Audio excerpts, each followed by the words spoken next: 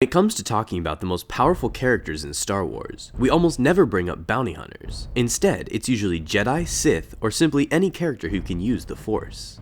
But there's one bounty hunter who possesses abilities that surpass even full-fledged Jedi Masters, and perhaps even Sith. His name is Durge, a bounty hunter who has plagued the galaxy for thousands of years. He is a part of a super rare species known as Gendai, a species that are made up entirely of just nerves and muscle.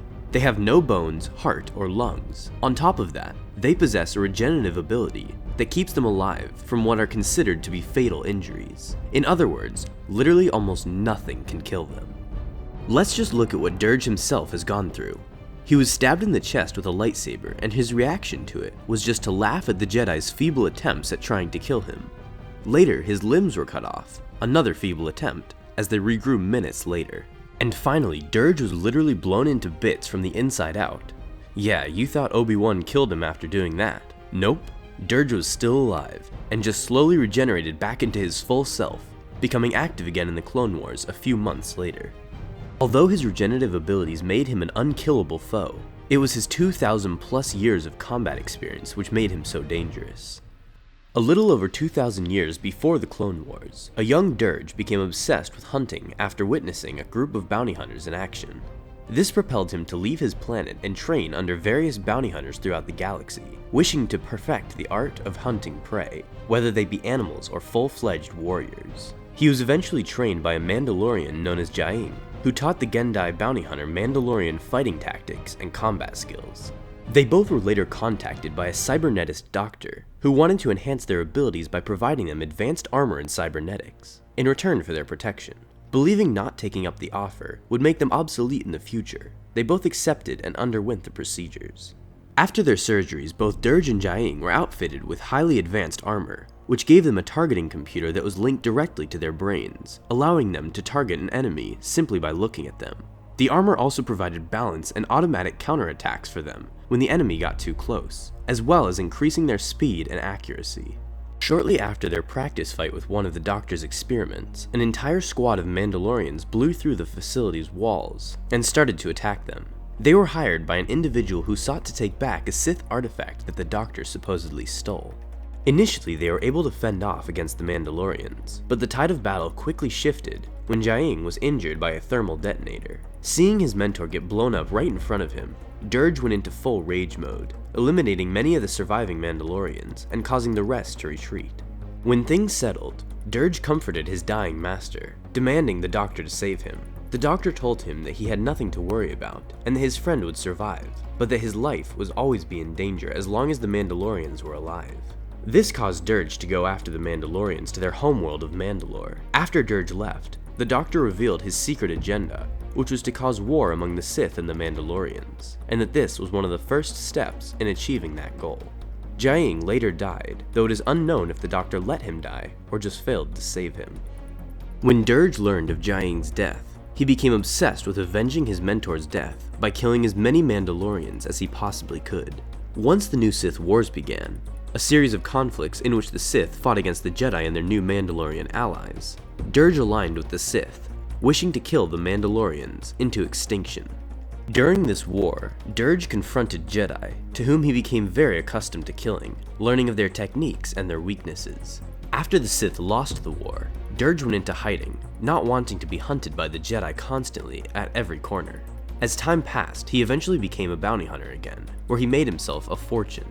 About 100 years before the Clone Wars, Durge accepted a bounty to eliminate the current Mandalore, who was the leader of the Mandalorians. Although he was successful with killing him, he was captured by other Mandalorians who tortured him beyond belief. They couldn't kill him, so they simply made him feel as much pain as possible, endlessly cutting him up and then letting him regenerate, just so that they can repeat the process over and over again. Durge was able to eventually escape, but such extreme torture left him completely damaged and deformed, forcing him to bury himself so he could allow himself to slowly regenerate and heal himself. This healing process took over 60 years. Once he finally came out of his hibernation, Durge learned that there weren't many Mandalorians left to kill like there were in the past. This left him disappointed, but then he learned of the clone army of the Republic, which was an entire army created from a Mandalorian. So to him, killing them would be just as satisfying as killing regular Mandalorians. With this new bloodlust targeted towards the clone troopers of the Republic, Durge was recruited by Count Dooku to become a commander within the Separatist military. In his early engagements, he usually was paired up with Asajj Ventress. Together they killed many Jedi, with at one point even having Obi-Wan Kenobi at their complete mercy. Though fortunately for him, they were ordered to keep him alive, as Dooku had plans for the Jedi Master. On one occasion, when Durge was attacked from behind by a Jedi, he just grabbed him and dunked him into lava, killing him instantly. Sure, he lost his arms in the process, but why would he care? They would just regenerate. Near the end of the war, Durge was assigned solo missions. On one mission, he bested both Jedi Masters Kit Fisto and Plo Koon, forcing them to retreat and call in for backup. Along with his combat experience, his natural abilities allowed him to sense the heartbeat of his enemies from up to 200 meters away. He also could shoot his nerves out like tentacles, wrapping them around his enemies and crushing them to death. And when things got too intense, he would go into his total rage mode, which increased his body mass and made him basically act up and fight like the Hulk, using his newfound strength to crush everything in his path for a limited amount of time. Despite his natural powers and his immense knowledge in combat, Durge was not a perfect warrior, and this was mostly due to his mental state. Although his regenerative powers were his greatest strength, they did indirectly contribute to his greatest weakness. His regenerative powers only brought back his brain tissue, but did not heal it, meaning that through age, his brain tissue degenerated over time, causing him a form of psychosis. On top of that, the torture he experienced from the Mandalorians and his unending rage towards them also contributed to his deteriorated psychological state, making him insane and impaired from the outside senses. This caused him to be a bit too aggressive at times, having his rage take over his rational thought, making do things that could lead to his defeat. On top of that, his ability not to die made him very carefree when he fought. Since he really had no sense of death, he couldn't really care less if his foes beat him, as he could always just regenerate and try again. So there was no reason for him to perfect his fighting, nor did he have to strategically plan out his attacks. This is why General Grievous was able to easily defeat him, as Durge simply didn't really care and didn't take the effort to analyze his new foe. He just ran at Grievous like he did with every other enemy, and attacked him as if he were a Jedi or Mandalorian.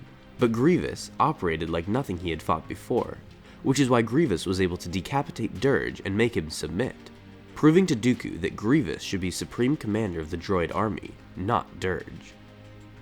Along with this carefree attitude, Durge was also very overconfident when he fought a Jedi. He would mock them and not really take them seriously, usually bragging about how he had killed so many Jedi before during the fight, though this overconfidence was eventually his downfall.